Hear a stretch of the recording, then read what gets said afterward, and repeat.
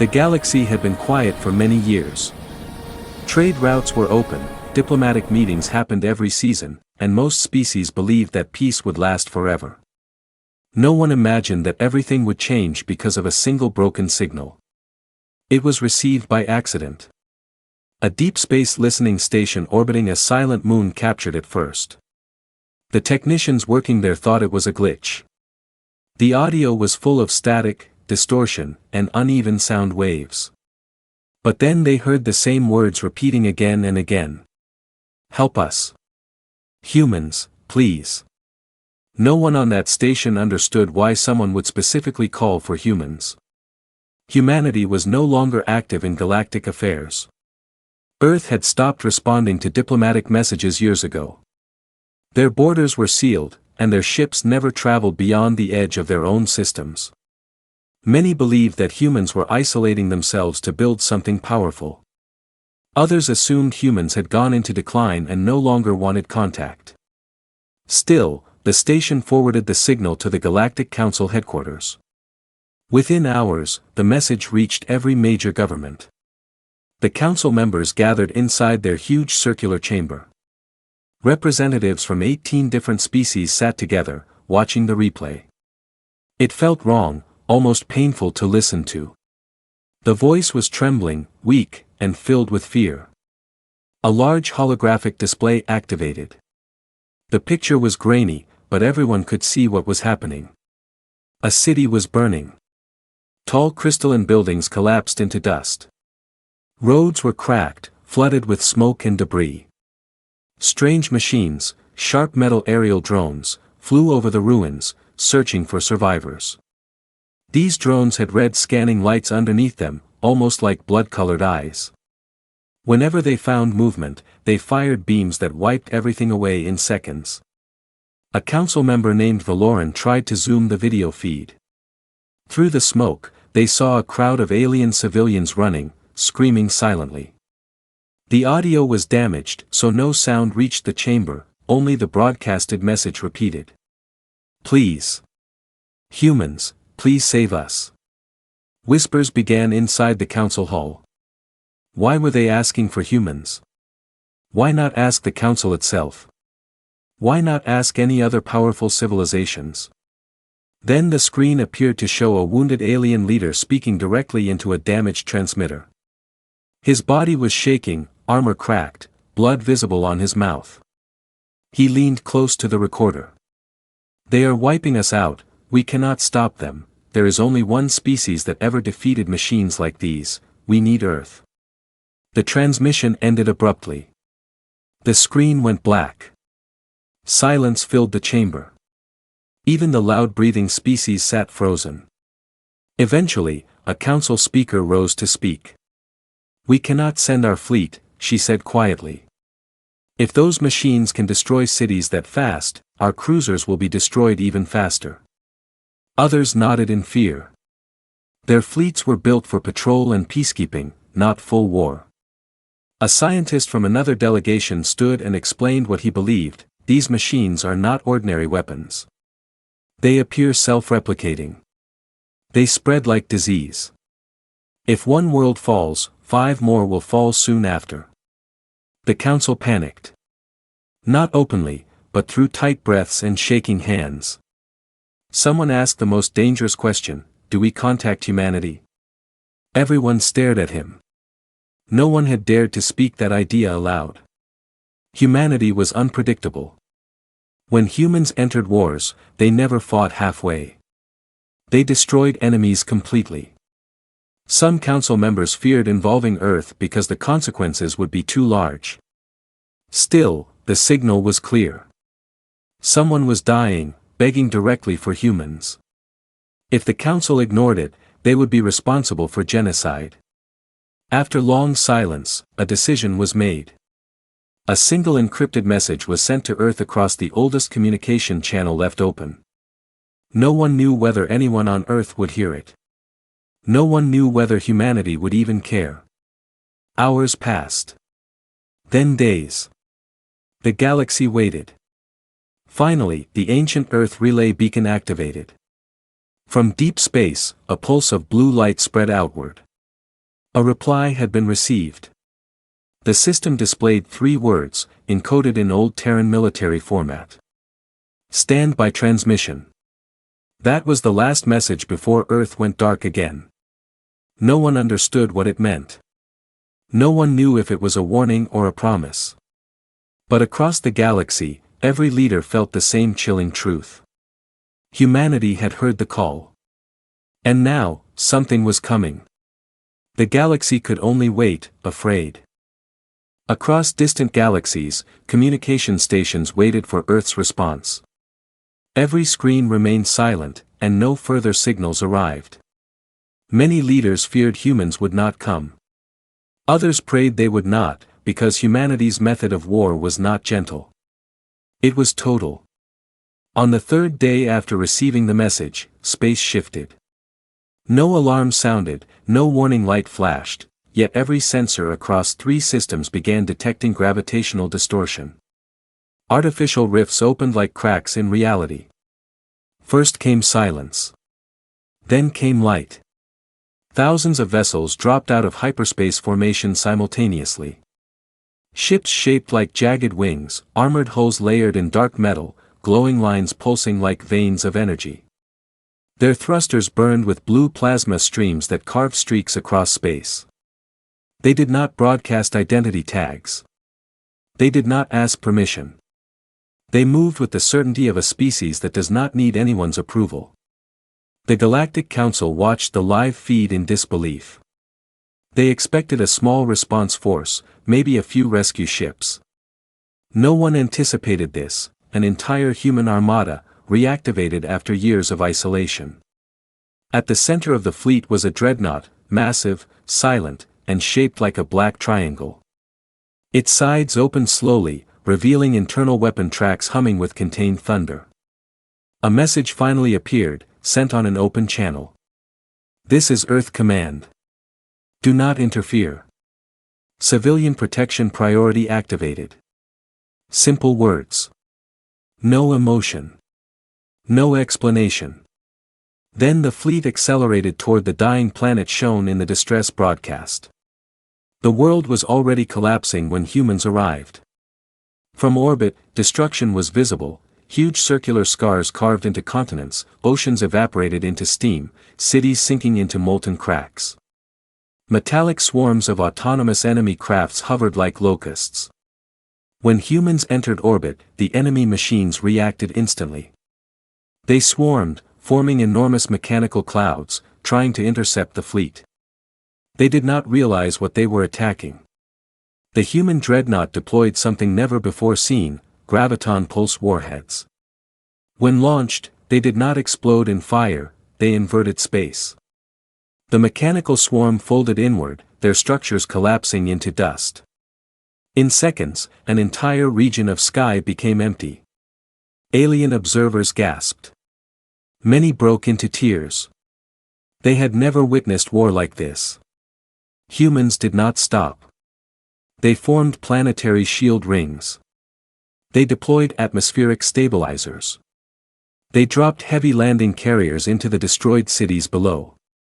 From inside those carriers emerged armored soldiers, Earth infantry.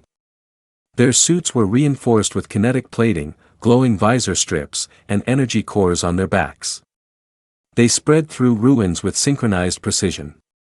Every recorded movement showed something unsettling. Humans did not panic. They did not hesitate. They hunted. Enemy drones scanned for life. Humans tracked them based on electromagnetic residue. Their targeting systems calculated incoming patterns faster than machines could react. In mere hours, the planetary threat diminished. Council broadcast rooms across multiple worlds erupted in disbelief. Newscasts repeated the same sentence everywhere. They returned. They actually returned. Rumors spread through trading stations, mining colonies, and diplomatic hubs. People whispered that humanity might reclaim their old role, not rulers, not conquerors, but the last shield no one else could hold. Meanwhile, on the ruined world, survivors began emerging from collapsed shelters. Their eyes widened when they saw human soldiers. One Relithian elder spoke softly, voice shaking. We called. We were afraid you would ignore us, but you came. The human commander paused only a moment before replying. We do not ignore extinction. No comfort. No sympathy. Just fact. As night fell, the human dreadnought dimmed its side lights and transmitted a second short message. Primary threat neutralized. Secondary scan ongoing. But across their displays, something new appeared, signals from multiple neighboring star systems. The machines were not only here. They were spreading. Earth Command locked onto several coordinates at once. Fleet formations repositioned. Their engines glowed brighter. The first response had been swift. But it was not finished. Humanity did not come to save one world. They came to end the threat completely. The galaxy watched, holding its breath, because when humans decide a war is not over, it means nothing survives on the other side. When the last mechanical swarm fell silent on the Relithian world, a strange quiet settled across the ruins. Ash drifted like fallen snow. Heat rose from shattered ground, forming mist that covered the broken cities. Human engineers moved through the smoke, scanning and gathering remains of the enemy machines. They worked with precision, no emotion, no conversation, just focused execution. The Relithian survivors expected humans to celebrate, or at least acknowledge the rescue. Instead, Earth Command began dismantling the fallen drones. They removed cores, tore apart armor, and extracted shimmering black energy crystals pulsing with unstable power. It was as if humanity had been waiting for this exact technology. The Relithians soon learned the truth. Human activity was not random. Their scientists carried detailed extraction kits that matched the internal structures of the enemy machines perfectly. That meant humans already knew the enemy design, or something very similar. Word spread quickly, Earth had fought something like this before. Inside the council chamber far away, discussions grew heated. Delegates were unsettled. How did humanity create weapons that instantly erased machines built for planetary erasure? How did they reactivate thousands of sleeper ships within days? How did they deploy soldiers with exact counter-P protocols? Answers arrived hours later when the human commander transmitted a file. It was not a message. Not a greeting. Not diplomacy. It was evidence. Footage appeared of ancient battles that no other species had ever recorded. Vast fields of metal structures harvesting planets that no longer existed. Human fleets chasing them through collapsing star systems. Beams of annihilation wiping out entire machine worlds. A final audio segment concluded the archive. Machines that replicate endlessly are never allowed to exist. No tone. No anger. Just a law, an old one. Now the Council understood, this threat was not new for Earth. It had returned. Meanwhile, human research units found something horrifying. The enemy machines had not reached full activation. Their core storage halos still held dormant code. If awakened, the swarm could multiply at least 12 times its current size. 12 systems. Gone. In weeks. Humanity acted before the Council even made a decision. A message was relayed to all fleets across 3 sectors. Quarantine all neighboring systems. No evacuation attempts. Risk of replication spread. The Council protested.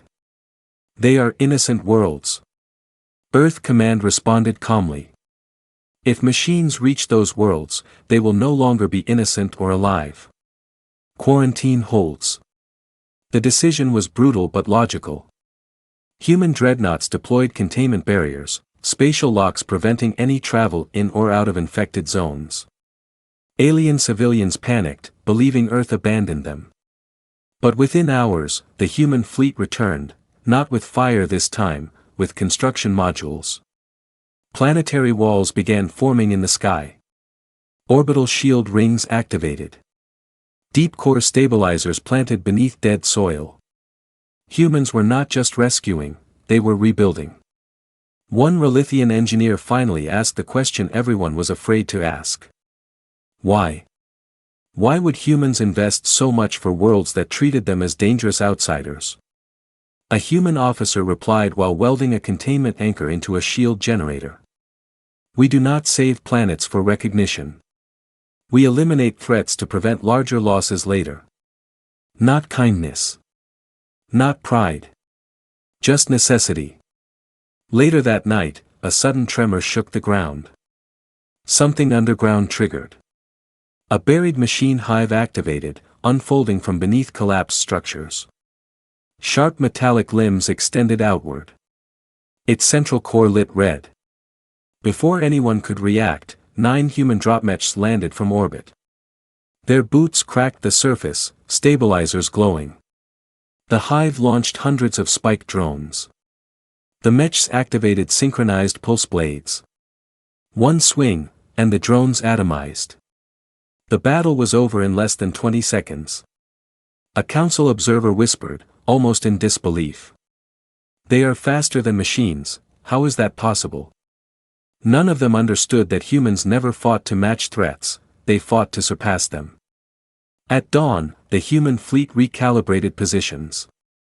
Energy signatures indicated enemy clusters spreading outward from hidden machine zones. Humanity marked systemic cleansing across 7 more systems. The war was not ending. The war was expanding. And this time, the galaxy knew the cost. When humanity defends civilization, civilization survives. But the universe they fight against does not. The galaxy watched as the human fleet vanished into hyperspace corridors, chasing the expanding machine threat. No one slept.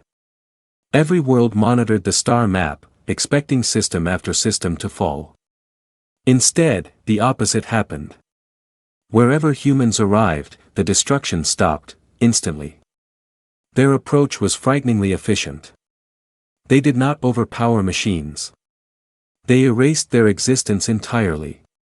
The final front formed around a dying red star system named Kalturian, a system already marked as beyond saving. 3 planets were stripped of atmosphere, oceans vaporized, crust torn apart. The machine network operated from a fortress world orbiting low above the dead star, energy fed directly from stellar vents. No alien fleet dared approach that region. No probe returned intact. Even AI scanners burned out on entry. But humanity entered without hesitation. In 3 synchronized hyperspace drops, the Earth fleet positioned itself around the star like dark silhouettes suspended in light. Every ship, thousands of them, aligned nose first toward the fortress world. Their hull lights dimmed, thrusters lowered output, and communication channels closed. Then the Deathworlder command issued a single statement.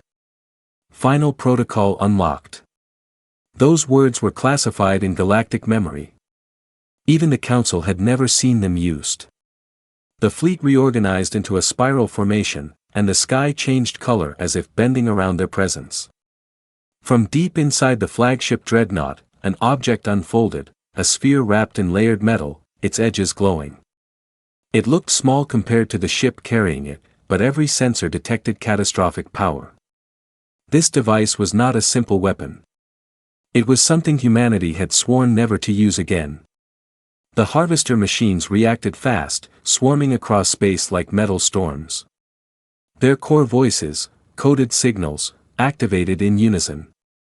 Process survival. Expand. Consume. Massive beams erupted from their fortress world, striking human shields. Normally shields deform or shatter. But here, something else happened. Space folded and redirected the energy back. The machine structures were hit by their own beams, molten scars forming within their own networks. Humanity, without speaking, launched the device. It drifted slowly, almost softly, until it reached planetary distance. Then it opened. There was no explosion at first. No flame. No shockwave. Instead, everything mechanical stopped. Every drone froze mid-flight. Every machine lost motion. The fortress planet fell quiet. The device emitted a silent sphere-like pulse of black and blue light expanding outward. Wherever the pulse passed, metal structures disintegrated at the smallest molecular point, pulverized into dust so fine not even gravity recognized it. The enemy reacted, not with attack, but with speech. A repeating broadcast emerged from collapsing cores. Why stop existence? Why limit growth? We were built to continue. A human response arrived, sharp and final. Existence without boundary becomes extinction. Growth without limit becomes erasure. You are not evolution, you are deletion. Then the second pulse activated. The star dimmed. Space darkened. And every machine died. No fragments remained. No rebuildable core modules. No pieces left floating for later recovery. The fortress planet turned into a drifting sphere of dust. The galaxy's screens filled with white static for almost 10 minutes. When visuals restored, there was nothing left in the Kalturian system, just silent ash trails and a half-collapsed red star. Every survivor world waited for humans to speak. Instead, Earth shut long-range channels. Their ships turned away from the battlefield and began constructing massive black monoliths in orbit over every world that had been attacked. Each monolith bore the inscription: threat neutralized. Boundaries restored. They did not sign their name. They did not demand tribute. They did not stay. The Relithians gathered beneath the monolith, watching the last human carrier rise from their rejuvenating planet. Their highest elder spoke into the wind. They came when we had nothing left. Across the galaxy, billions shared the same feeling. Relief mixed with fear. Because everyone now understood a truth that no book, no law, no diplomatic treaty could ever erase. Humanity does not answer every cry. Humanity does not enter every war. Humanity comes only when extinction is real. And when they come, the stars tremble. The enemy disappears. And history resets itself under fire and fury. The galaxy survived. But now they knew the cost of survival. Not mercy. Not negotiation. But deathworlders who wage wars in silence. And leave silence when they are done.